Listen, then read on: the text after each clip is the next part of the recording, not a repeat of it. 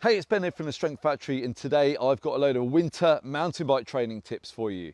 Tips that are going to help you train through the long, cold, dark and wet winter months so that next spring you are absolutely flying when you hit the trails. For me, as a coach for mountain bikers for over a decade now, the key, the only hack, as you've probably heard me say before, is consistency. Consistency is the only fitness and strength and training hack there is, okay? There is no other, there's no shortcuts. It's just about turning up and doing the work week in and week out. And in the winter, that is a bit harder. It's harder to get out of bed when it's dark and rainy and you want to go to the gym or you want to go riding before work or something like that. That's harder.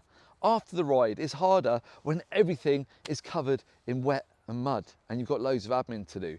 So to enable you to be more consistent, what do we need to be? We need to have some good kit and we need to get organised. So let's start off with the kit.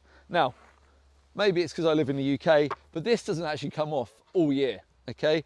That is about as big as mudguards get. Get a big mudguard and straight away you're more comfortable and the mud is out of your face. Similarly, on the road or on my gravel bike, I run full guards. I don't care how it looks, but guess what?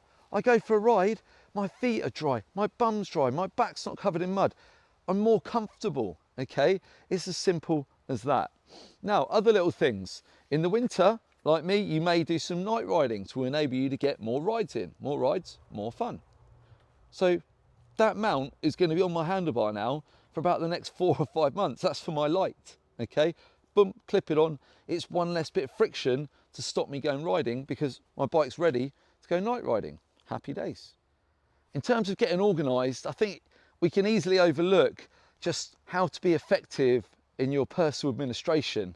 Okay, now I sound a bit army Ben there again, but you know, I tend to drive to most of my rides, okay? And so the things I have in my van and what I do are what helps me to be consistent. So at the end of the ride, I use my pressure washer, okay, to wash the bike while it's wet, and then it gets put away. Then when I get home, it just goes away. Check out the link below. I use a Ryobi 18 volt, happy days. Also, things like just having a mat to stand on to get changed on. Just a little system. I've got a bucket where all the wet mucky kit goes so it doesn't wreck the back of your car or you doesn't just get mud all over the back of the van, you know? Just little things like that. Just have a little system, however you want to run it. That means you can do your post-ride admin nice and organised. One more thing if you didn't know about your admin. If you want to be an absolute baller at a trailhead and really show that you're a bit of a pro, and you need a square bucket, not a round one. They're just better. How many times have you got to the end of a ride on a really cold winter's day and your water bottle is still full because you've forgotten to have a drink? I know I've done it and I should know better, but it's easily done when it's cold. You just don't get that thirst sensation.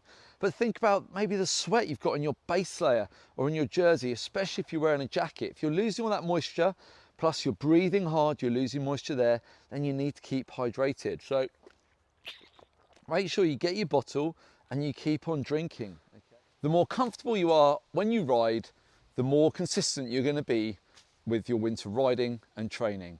So whether we're talking on the road or gravel bike or on the mountain bike, the first place I would invest any money wouldn't be an expensive Garmin and all that nonsense or carbon wheels looking for a few seconds there.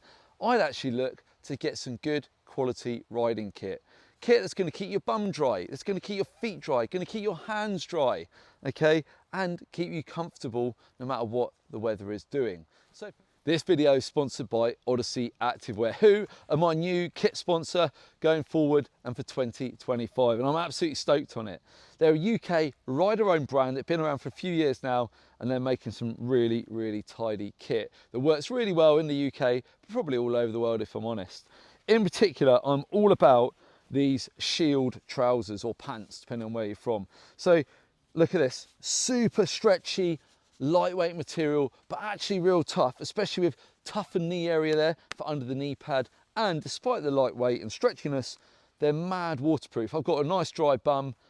That's what I'm all about. This is exactly the sort of kit I was talking about when I was chatting earlier about having good kit that keeps you comfortable for winter riding. This is exactly what I mean. So go and check out Odyssey Active Wear. If you use the link in the description below, you're going to get 10% off as a Strength Factory follower. Happy days. Or just head over to the Odyssey website and use the code that I'll bang on the screen here, and you're also going to save 10%. So go and check it out, Odyssey Active Wear.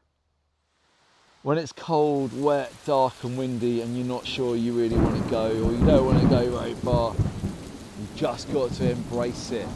Yeah, it's cold, wet and windy, but you're outside, you're riding your bike. Who cares if you get wet feet or you get a bit chilly when you stop on your ride or something like that? How lucky are you to get to go riding? I mean, that is awesome, isn't it? I mean, yeah, I know what you mean. Sometimes it can suck and it's really hard to get yourself going. But when was the last time you regretted a ride? I mean, honestly, really regretted going riding? Because I can't think of when that happened. So embrace the winter, embrace the mud. It's a great opportunity to be a better rider. And if you're competitively minded, it's a great opportunity to be fitter and faster than other people who aren't embracing it, who are staying inside and, you know, sitting on their turbo trainer and not actually getting out and riding in the mud and loving life. If you're enjoying this video and you think it's going to help you with your winter mountain bike training, then don't forget to hit subscribe. Cheers. Now, I'm out here filming on my own today. One of the best things you can do to keep you training through the winter is have a training buddy or riding buddy, or even better, a group. So whether it's that person that you're meeting at the gym at 6 AM or that you can do a night ride with on a Thursday when it's raining at 7 PM and you really wouldn't probably go on your own, but you don't want to let that mate down who's going to be sat in a rainy car park in a forest on their own. That training buddy is super valuable. And you know what as well? You're valuable to them. So get a couple of mates together, get some riding buddies together, and like say, look, I really want to be better next year. You want to be better next year. Let's commit to this. Let's get in the gym together. Let's, you know, bring my turbo round to your garage and we can do a dirty turbo session together. Because then it's actually probably, I won't say it's fun, but it's maybe less bad than it would be, okay? Similarly, on those rainy days, riding with mates is safer and it's more fun, because actually we quite often have hilarious crashes in the mud in the winter. So a training buddy is, to me, is an essential part of being consistent and making progress with your riding, especially if they're a bit quicker than you.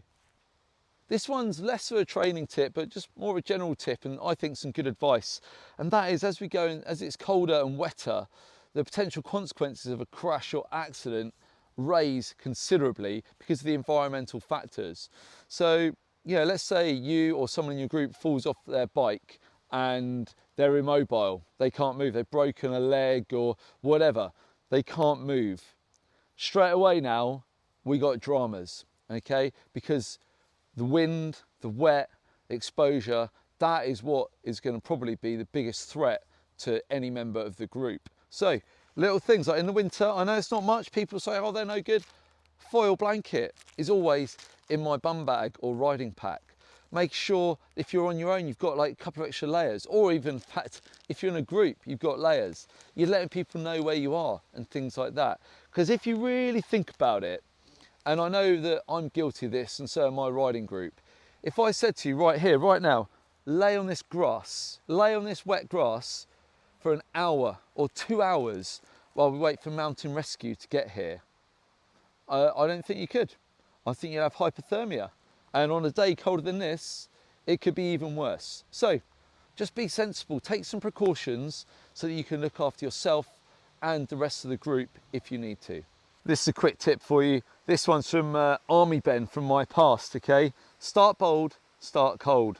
At the start of the ride, if you're all wrapped up super warm and you're at the bottom of the hill, then you're just gonna get too hot on the climb. And you're either gonna have to stop and annoy the rest of the group while you pack all your kit away, or you're just gonna get too sweaty and then you're gonna be cold in the long run. So don't be a pussy, start bold, start cold. Put the warm layers on when you stop. I promise everything will be better in the end.